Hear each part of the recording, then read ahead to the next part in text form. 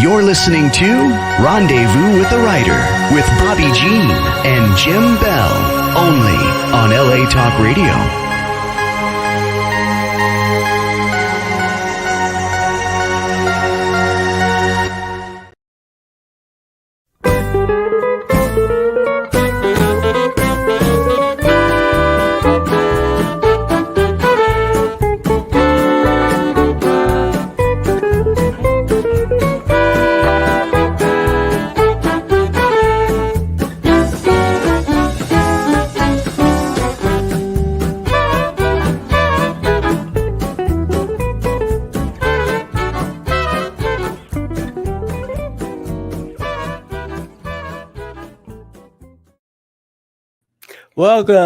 Welcome to Rendezvous with the Writer, where readers and writers meet, and story is everything. Hey. We're your hosts, Jim and Bobbi Bell. And we're excited that you're joining us tonight. That was, our opening music, Hot Texas, performed and written by the Hot Texas Swing Band. And we love that music to get our toes tapping and get us started. So, Jim, who are our guests tonight? We have special guests tonight. We have Peggy Chambers, and she's bringing on a guest, John Tolles. We have a full house. We welcome back Peggy Chambers. She is joining us for a second time here in our first year on the air, and we just love Peggy. And she kind of comes on as a little bit of a guest host. She does. Yeah. And is. Yeah. And I know you have so Peggy, we'll say hello first. Hi. Hi, Peggy. Thank you for having me. I really appreciate this. We do too. Tell us where you're calling in from. Where are you today? I'm calling in from Oklahoma, northwest Oklahoma, called the town of Enid. And I always say the home of Vance Air Force Base, and then people go, "Oh, okay, now I know where you are." But our guest tonight is John Tolles, who's also from Enid. Right. And here's John. Hi, John. Jim has a little bit of an intro for Peggy, and then Peggy, we're going to have you introduce John. John, we're so excited you're with us. Okay. Peggy Chambers calls Enid, Oklahoma home. She is an award-winning author of 12 books. She writes in several genres, from children's books, young adult books, adult, suspense novels, pulp fiction, and comic books. But she has decided, after much soul-searching, to settle on the mystery suspense genre going forward. Maybe. She has 2 children, 5 grandchildren, and lives with her husband and dog. You can find links to all her books on her website at PeggyLChambers.com. Welcome, Peggy. Thank you. It's great to be here. Peggy, you write a blog. You write a wonderful blog. I think it's every Sunday that I write a blog every Sunday morning, yes. And a lot of times it's about my books. Other times it's about writing as a whole, or, something that happened that week that I needed to get off my chest. Mm-hmm. And it has a very lovely name. It just makes us want to get in that hammock with you. What's the name of your blog? It's called Views from the Hammock. And I started off actually writing it from my hammock, which has bit the dust. There's no hammock anymore, but I'm still writing the blog. So it's wonderful. And we thank you for the blog entry that you did promoting this show this past Sunday, I think it was. Yes. Yes, we thank you for that. And we have your special guest, John Tolles, is waiting here. Let's bring him on and welcome him. All right. Hi, John. Hi there. I'll tell you a little bit about John. First of all, he is the president of the Enid Writers Club, and that's where I met him, in my writing club. He's an Episcopal priest who writes mysteries and makes fabulous wine. I know because I've drank some of the Enid Writers Club, and he plans a pilgrimage next year, walking the Camino de Santiago, which is a 500-mile hike across northern Spain. He's been a priest in the Episcopal Church since 2005 and is currently serving in the Diocese of Oklahoma. The legal jargon at the back of the book states, "Care to represent anyone living. Please help us in in joining with John Tolles. Okay. John, it's nice. Yeah, nice I'm to have you delighted here. to be here. Thank you very much. You broke up on me there. I don't know if it's me or you, but I got the gist of what you were saying. I'm And sorry. Okay. That's I'm just going to jump in there right now. That can happen sometimes. And one of our screens may freeze for a moment. And what we've learned is just keep going. That sounds good. Keep going. Okay. All right. Yeah. So, John, you have 3 books out. Am I right? 3? I do. I've got one that's more of a story of a walk of faith, and the other 2 are mysteries that take place in the church. And all of the ecclesiastical terminology kind of makes you crazy trying to pronounce diocese and remember who's on first. Is it the bishop or the canon to the ordinary or the right reverend or whoever? So, Yes. Having grown up in the Methodist Church, that was all Greek to me. I'm serious. But I really enjoyed it. We talked about the very first one is titled The Golden Fistula. Yes. And this is a copy of the book that Bobbi Jean is holding up. Tell us, what is a fistula? Because we don't know. Well, a fistula is the most sacred and holy straw, and they don't actually use them anymore, at least as far as I'm aware. I'm going to hold up a picture here so that you can see. There's one of the popes using a fistula, and you can see they use it to drink the wine from the chalice so that they won't spill a drop. And it came in fashion for a little while, and then it went out of fashion. But I was studying about it in seminary, and when I was looking at it in seminary and thought about it a little bit later on, I said, well, that would be a great murder weapon. So I don't know if it can ever be used again after that, no matter how much you tried. I don't know if it's ever been used before, but I sure thought it would be fun. So tell us a little bit about where you're from originally. You're not from Enid. No, I grew up in Louisiana, and I went to school in Texas, East Texas, at Stephen F. Austin. And then when I graduated from college, I was bound and determined to be the next Donald Trump. And well, that didn't work out. Probably a good thing. Otherwise, I might be facing jail at this time.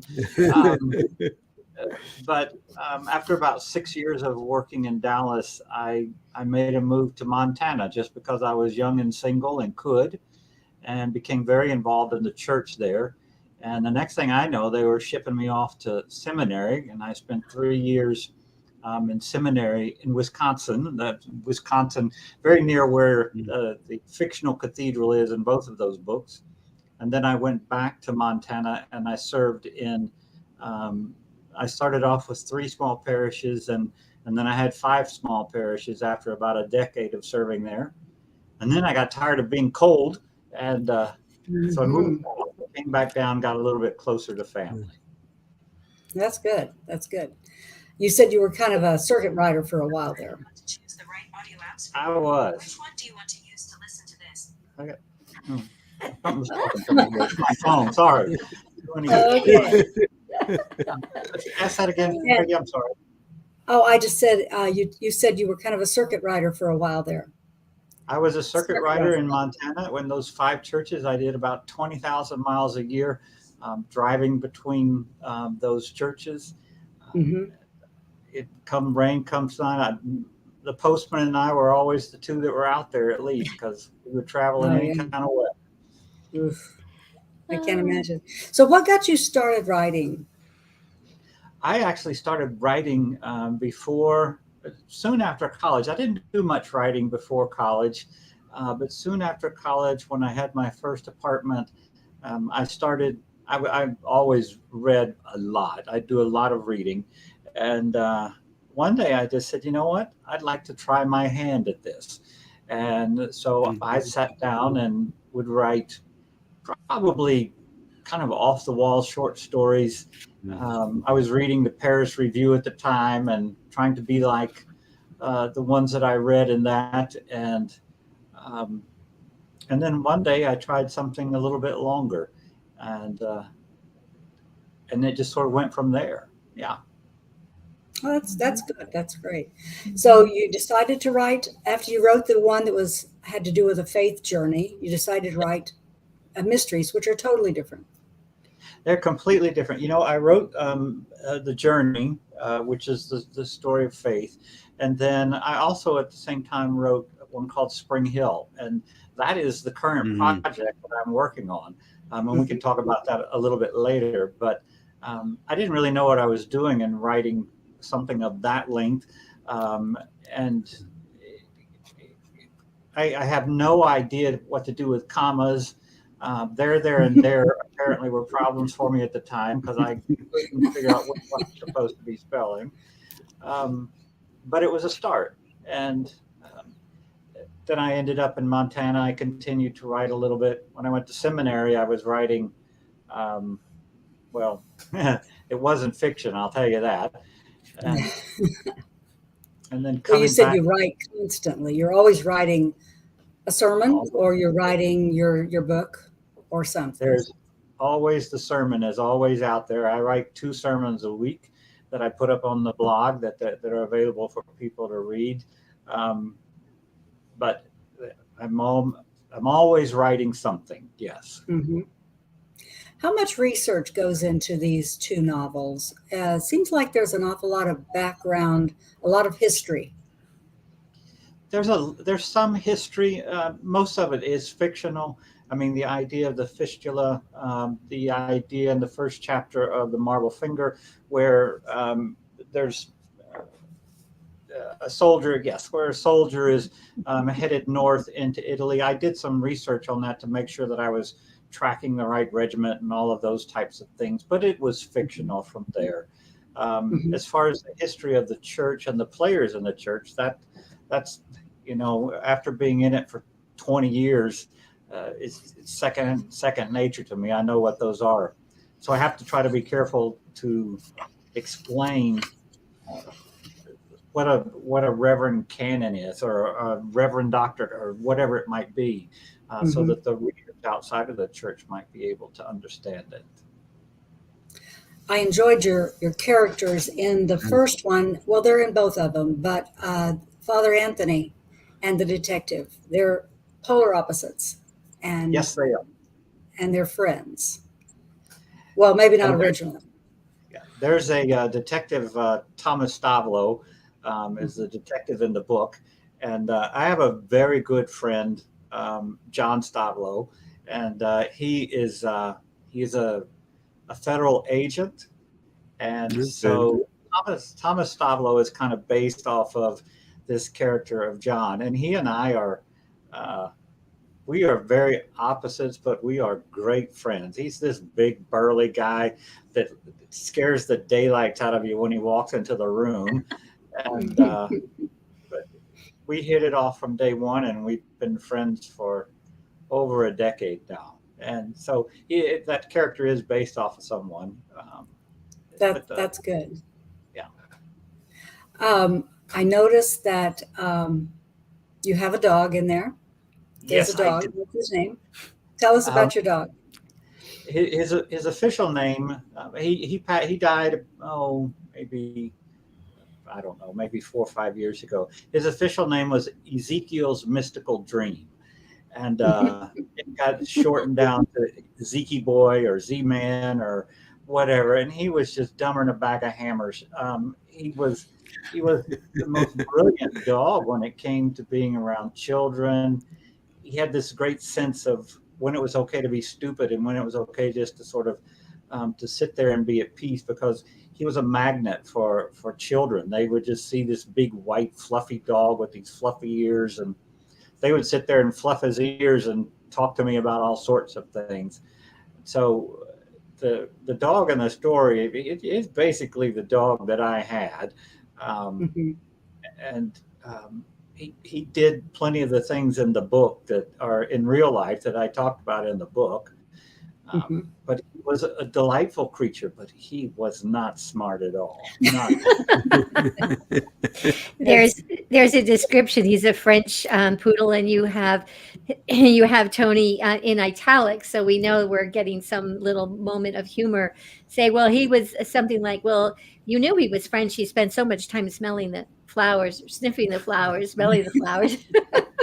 did. He would walk around and smell flowers. And when I was in Montana, he stuck his tongue out on a metal pole when it was Oh. 26 below and got his tongue stuck to the pole. And yeah, I mean, he was that smart. He really was. But he was a delight.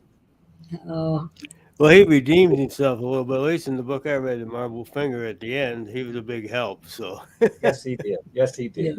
yeah. Well, we talked a little bit earlier about the humor that you bring to this. Now, this is a murder mystery, so there's nothing humorous about murder, but There's you do always manage something to humorous. you managed to poke some fun, and it was a lot of fun to listen to. I mean, we talked about the fact that you poked fun at the politics of the church, Yes. and yet the man was very devout. It was obvious, and it's an interesting combination the way you put it. Here, we just disappeared, but I'm assuming we are. So We're I'm going to still keep on going. Just keep talking, Peggy. We got you. Um, The I don't know. yeah. Um, the character of Father Bobby Anthony Jean, was, should we start on the marble finger, or should we do that after Well, a let's break? see what time. Let me If see. anyone- Well, we're at 7:16 or 8:16. We could take a break right here, yeah. and we will hear a little bit about the Out West Tell me Bookshop ad, about the and then when we come back, we'll character talk about the far. marble finger.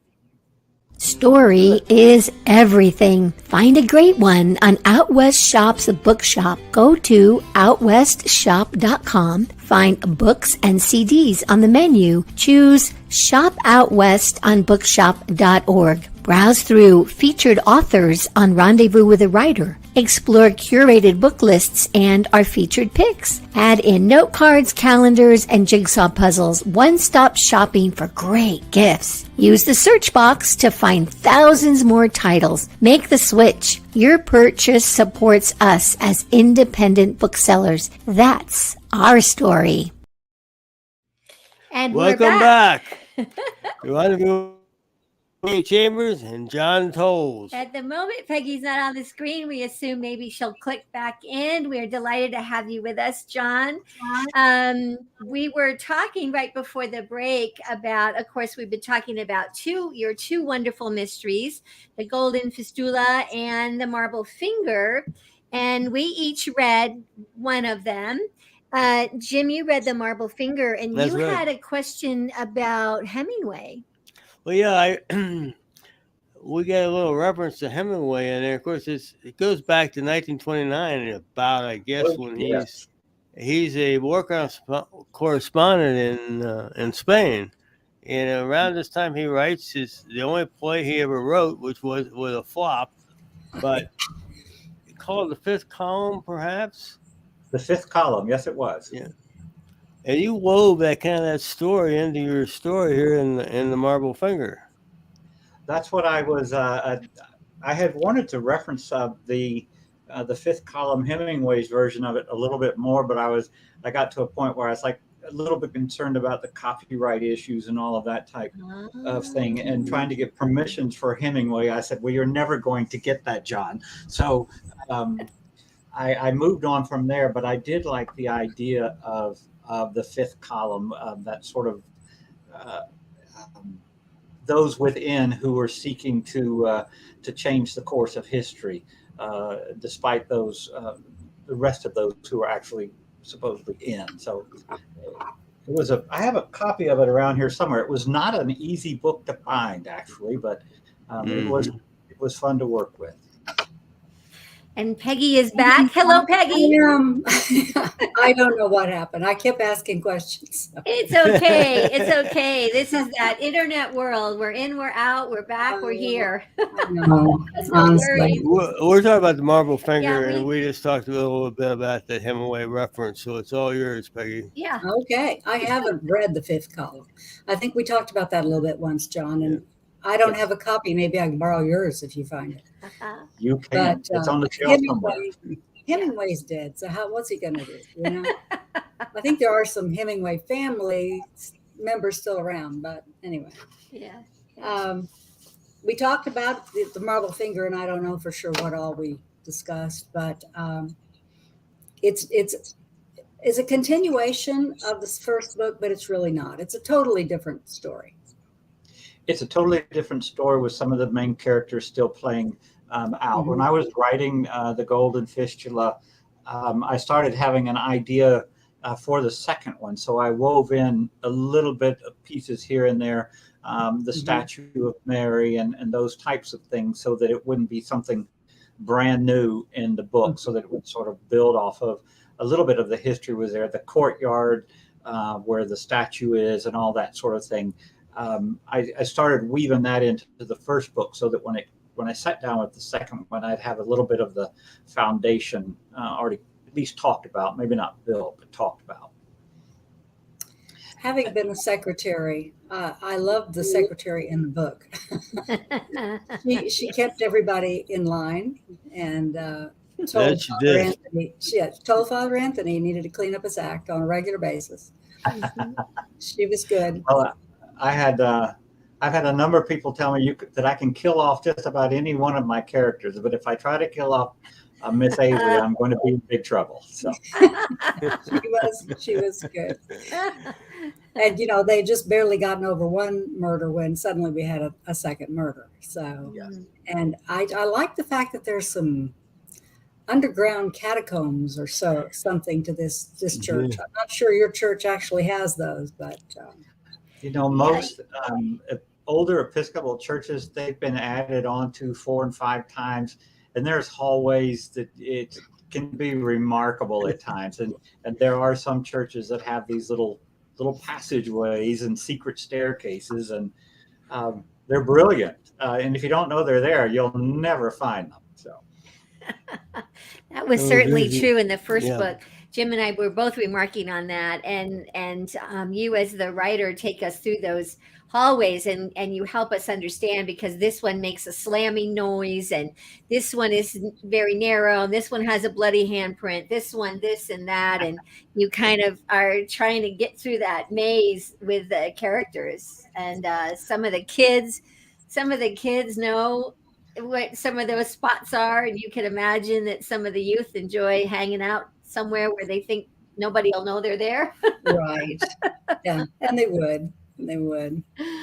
Yeah. Well, it's interesting because there are a lot of the phrases that I didn't understand that had to do with the Episcopal Church, and so I had my phone out and I'm Googling, trying to figure out where I am, what we're doing. But it was interesting to see, and both of your books have a prologue.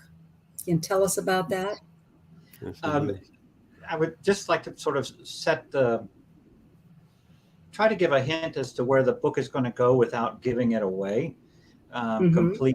And so it just is I don't know if it's what would you call it? I don't know if it's a gimmick or if it's a formula or however you want to phrase it. But I always like to have this idea of starting off with this image of something that that's not going to resolve itself until you work your way through the story. Mm-hmm. Well, so the prologues take place quite a few years prior. Yes, yes. They do. And they give you a history of what's about to take place. Yes. And I've got the third Father Anthony one in my head, and it's going to go back about 100 years. It's the title of it, or the working title of it, is King Solomon Had Many Wives. Ah. Oh, wow. Can we be advanced readers? Yeah. It's still up here, though. I haven't put it on paper yet, but I'm going to. That's an interesting premise. I like that. So that's number 3, but you still have another work in progress. Did we want to talk about Spring Hill, or did we want to wait till after a break for that? Whatever you like. Okay. Spring Hill is totally different. It And is. you tell us when did you start writing that? I started writing Spring Hill probably around 1991. It was, someone asked me where the original idea came from, and I really have no remembrance of where it came from, other than the fact that I had just read The Bridges of Madison County. It was all popular back then. I remember. And there was something about a story within a story. How there was a current story, the current year, and then they went back in time, history, with a few clues to tell a story within that story. And I liked that idea. I liked the way that worked. And so when I decided that I wanted to try and write something larger than just a short story, I ran with that idea of a story within a story. And Spring Hill is actually the town that I grew up in Louisiana. In the book, it's probably nothing at all like the town is today, or maybe not. It maybe never was, but it's how I remember it as a child growing up, and my impressions of it. And what I thought it, as I think about it today, or thought about it when I started writing it a while back, what I thought it was like, and it's really just impressions. Not the actual town, but I like the name Spring Hill, so I ran with it. Good. Well, and it is a story. I've read this one too. It's a story within a story, like you said. A man goes back to a town, and things are different, but he makes a big impression on the people there, and it makes a big impression on him as well. And people change. Yeah. And it's a character-driven story as opposed to a plot-driven story. It probably falls more in the category of literary fiction than anything like mystery or science fiction or something like that. So it's more about people and their lives. I'm enjoying working on it, though. So, do you have any prospects yet? No, not yet.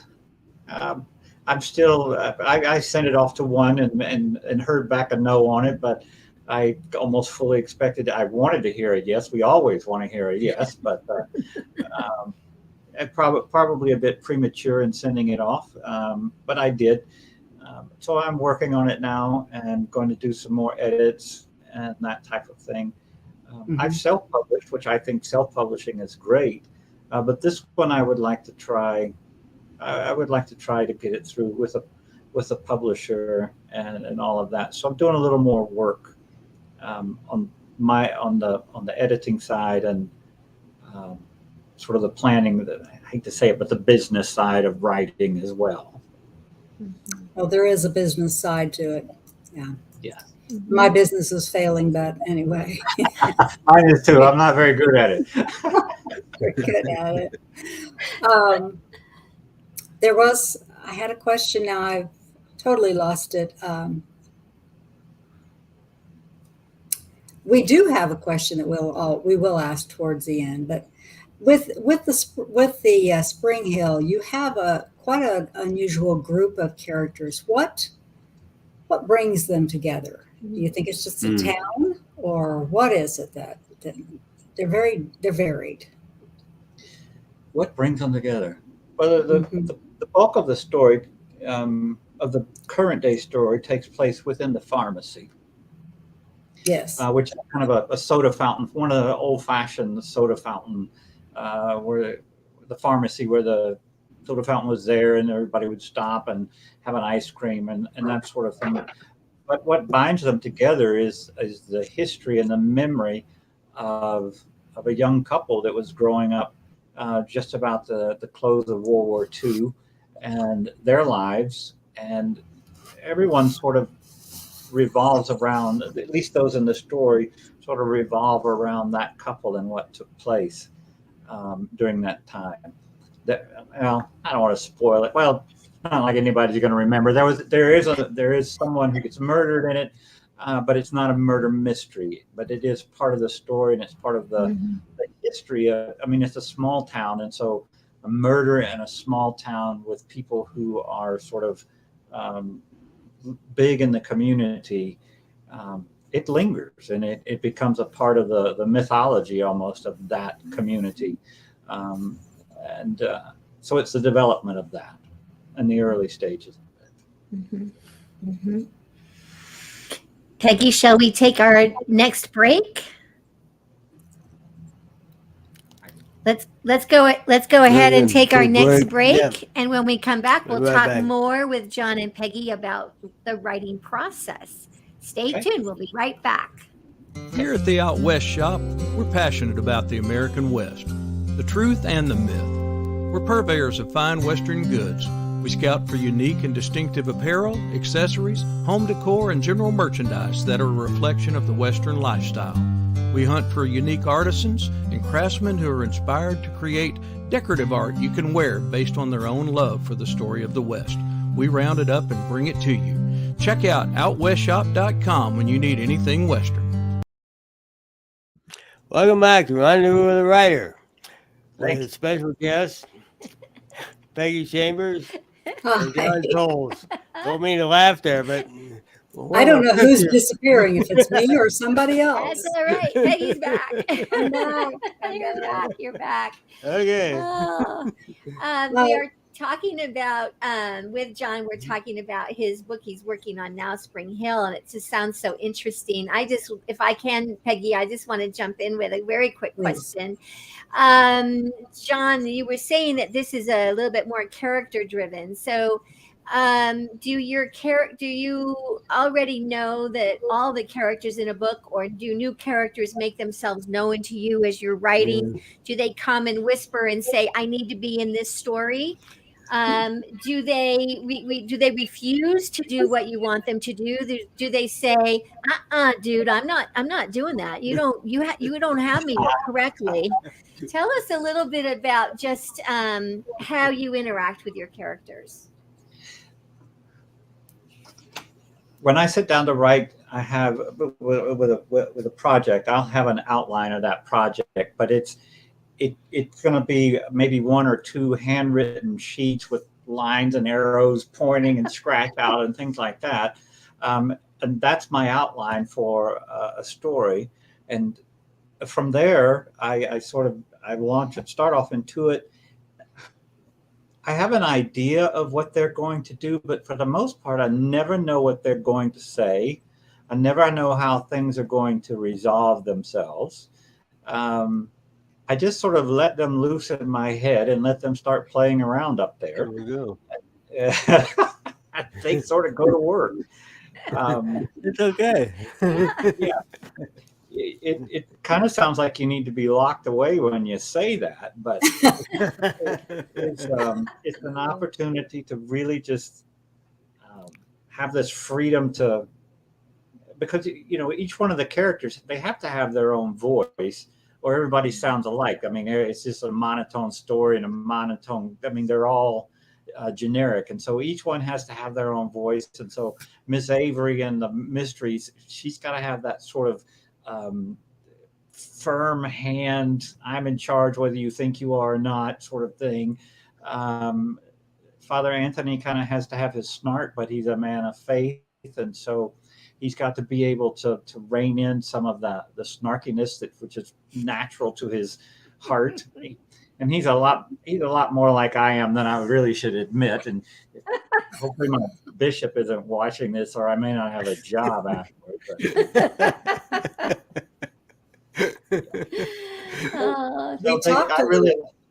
Go ahead. No, finish up. That's right.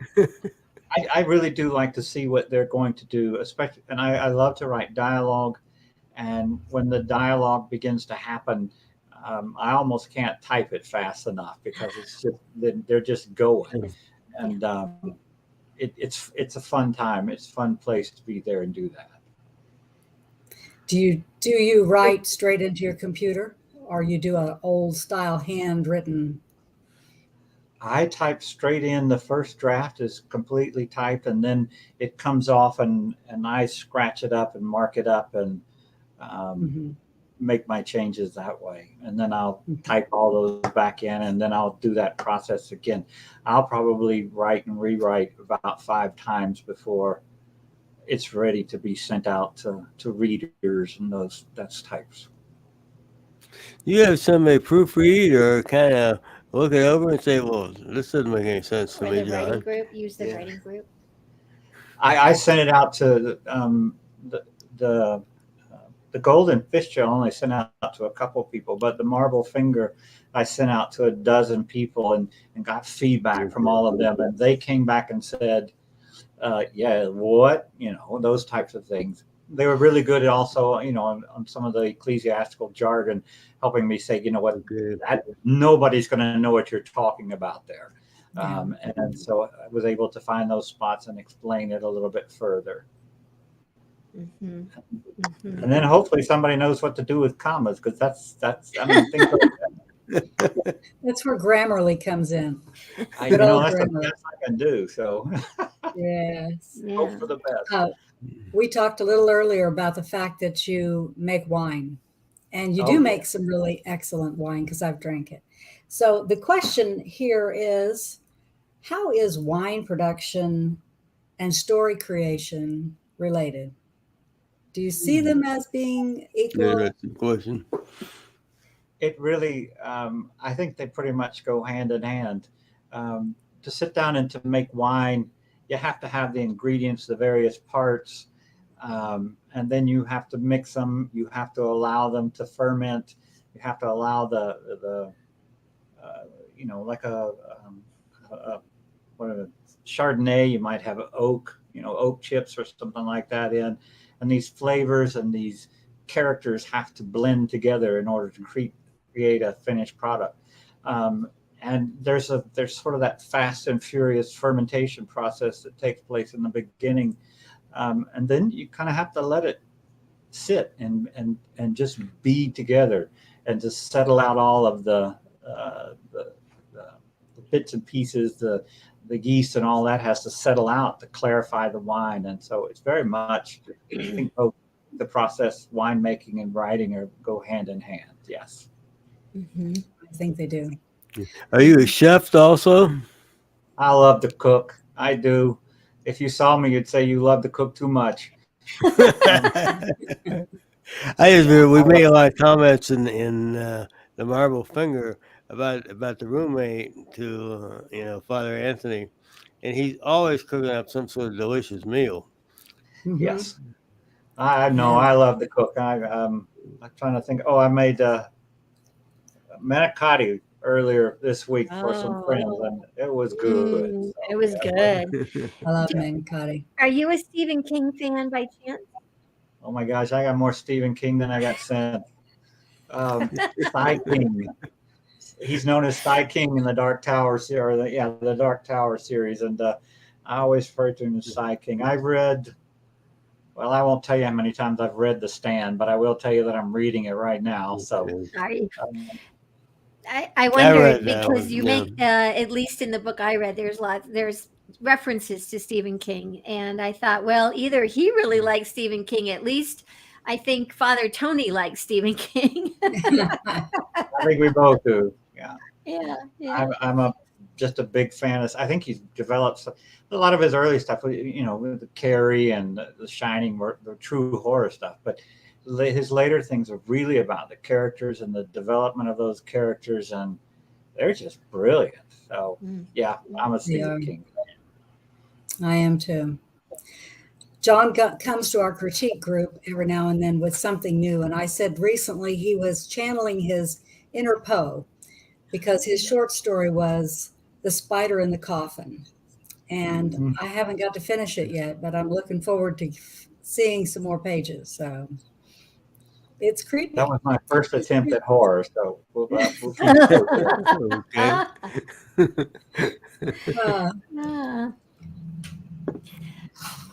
We have a question that we always ask. Are you going to do that for us, Bobby? No, Miss Peggy, you go No, right ahead you're in with that. charge. Go ahead with Alright. the question. Has been a question since the beginning of this show when it was called The Writer's Block and now Rendezvous with the Writer. But what do you, as a writer, do when you get writer's block? Aha. Well, like I say, I have different types of writing. I have my sermon writing, and regardless if I have writer's block on that one or not, I still got to write a sermon. So when it comes to that, it's a matter of, a Stephen King quote that I have around here somewhere to the effect of, amateurs sit around and wait for inspiration while the rest of us just go to work. And so when it comes to sermons, sometimes I just have to go to work and write that out. And it might, you can't knock it out of the park every week when you're doing that type of writing, but you do your best. And most of the time, if you've done the basics and the foundation of it, then you're all right. When it comes to this other type of writing, I've never actually thought about writer's block, but probably I have been experiencing it for the last month or so because I'm finding it very difficult to sit down and write. I pull it up on the screen and it's just like, well, I don't want to do that. And I get up and go off and do something else. So I think it's really going to have to be, I think that the same principle when it comes to writing sermons is going to have to apply to this. Because actually this week, Friday and Saturday are my days off. And this week I said, Friday, you're going to sit down and write. I don't care if you feel like it or not. This is what you're going to do. And so I think sometimes it's just a matter of, putting one foot in front of the other and just going. And it might be slow, but at least you're going. Peggy, what about you? How would you answer that question for yourself these days?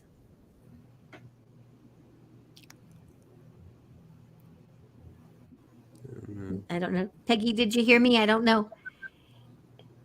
I think a lot the same in as much as you can't edit work even if it's bad. You can go back and edit Legend and do work on another story. Sometimes that helps.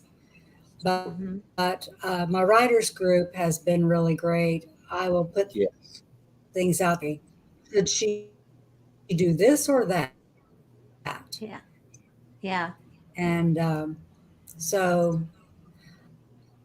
I'm just going to keep on assuming that I'm on. I would just continue to write something and then I'll go back probably and say that was crap. That was really bad. Hey, John, how long does it take to write the average sermon, if there's such a thing as an average sermon? I start working on it on Monday. I'll sit down and start reading my text and getting ideas. And then generally on Thursdays, I'll sit down and write. And it's probably 4 to 5 hours to write one. Okay. It's an all-day job. John, do you have a favorite place you like to write? I'm wondering if it's in the very room we see you in right now. This is where I love to sit and write. It's a place. It's normally darker than this in here, and the only thing that's lit is like the surface of the desk. I keep the curtains pulled and all that, and I don't turn on any music or anything like that. I might turn on white noise or something along those lines, but I just sit here in my dark little cave and let people play around in my head. So. Do you have a tip for a new writer or a struggling writer? Go for it. Absolutely go for it. You can say, I don't have any talent. I'm not any good. I don't have a story to tell. If you want to sit down and write. You would be amazed at the things that you can do. People sit down and they say it all the time. I just don't know how you do it. You know what? There's a book in all of us, and there's a writer in all of us. We all have these brilliant stories to tell, and we just need to tell them. Mm-hmm. Jim has pulled two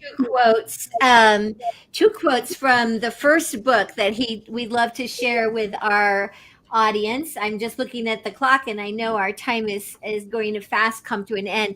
Jim, what did you find that was quote worthy? Here's two observations made by Father Tony in the book The Golden Fistula.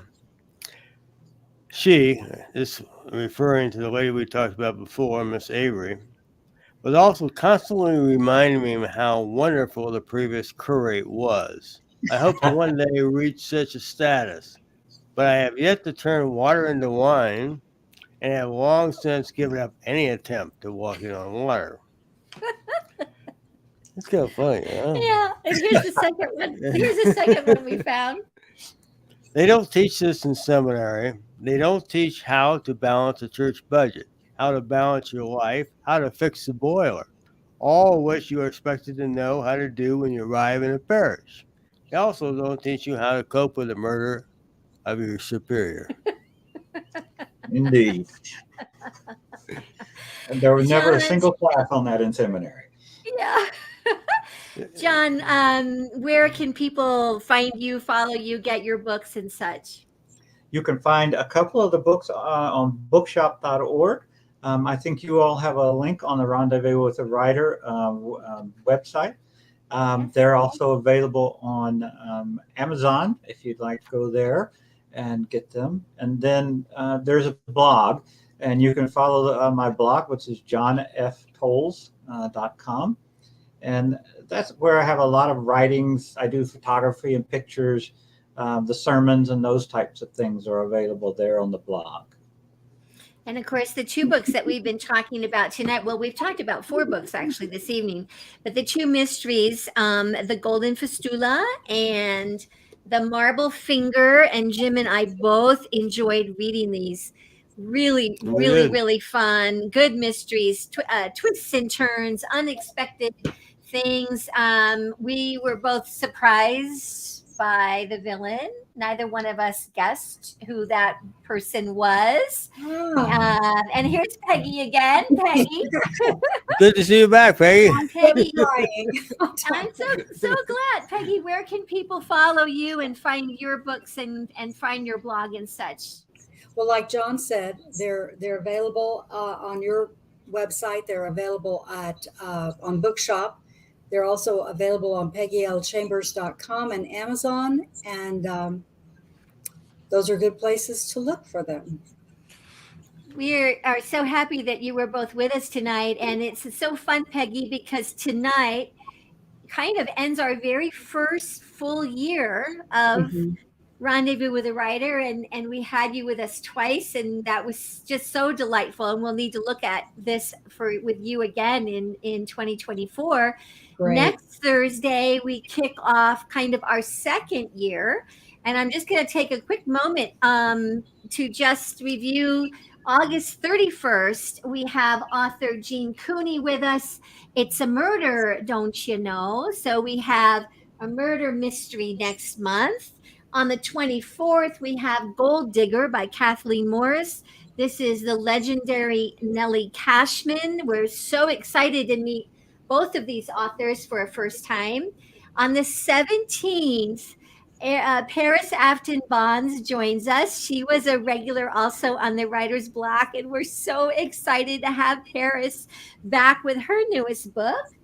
And another author that was with us every time she had a new book is Kathleen M. Rogers, and we'll be talking about The Flying Cutterbucks on August 10th.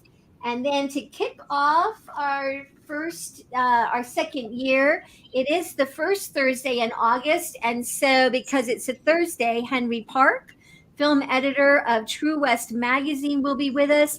And we will have our guest is Manuela Schneider. Manuela is an award-winning Western history, fiction, mystery writer, and also translating for Wolfpack Publishing some books from English into German, I believe. She's actually going to be joining us from Germany, 3:00 in the morning, her time on Friday morning. She's often comes to the States, but she will be back in Germany. We're very excited to have a chance to get to meet Manuela Schneider. And we just thank you all for being with us tonight, whether you were live with us or you're picking this up as a podcast or in the archive. John and Peggy, thank you for being with us. Thank you. And But we always say it's always a great day out west. see you next week. Thank you. Thank you.